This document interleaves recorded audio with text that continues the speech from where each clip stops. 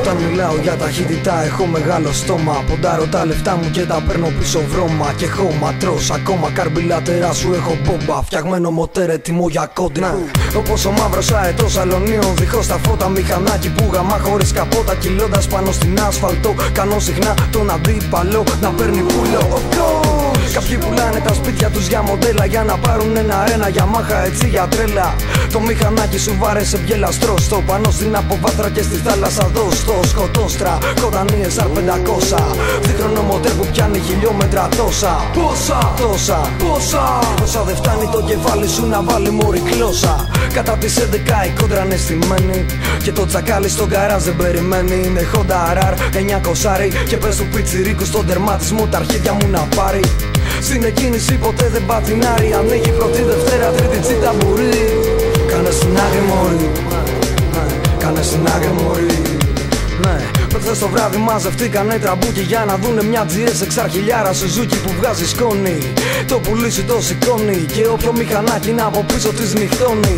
Στην κόντρα δεν φοράμε κράνο στο κεφάλι. Εκτός αν θέλεις να σε φωνάζουμε καρναβάλι. Και πάλι αν είσαι το ρεμάλι που καβαλάει το τσάλι. Πάντα στα αρχίδια σου το κόκκινο φανάρι. Είμαι full στην κάβλα, πάντα Yamaha. Κολοπειραγμένα ζεντάκια παλιό μαλάκα. Περάσανε τα χρόνια.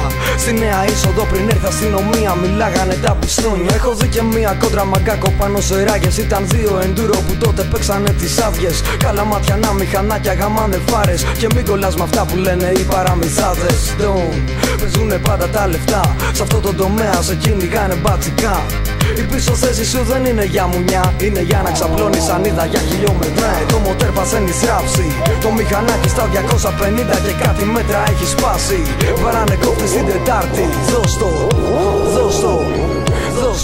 αυτό για σένα που έχεις μέει το 80 δηλωμένο 50 και σου καίει λάδι. Αυτό για σένα που έχεις Honda GLX 90 και γυρνάς όλο το βράδυ. Αυτό για σένα που θέλεις μια σαμουράι. Και αν έχεις και τα φράγκα τότε το όνειρο γαμάει.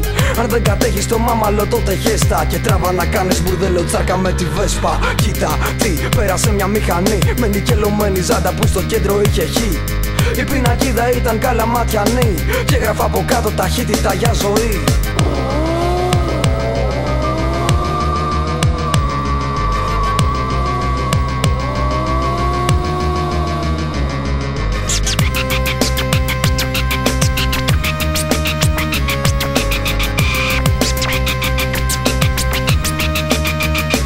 Ναι, σεβασμός στα παιδιά που σκοτωθήκαν.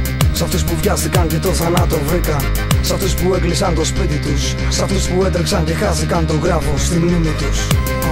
Ναι, στίγμα νεολαίος.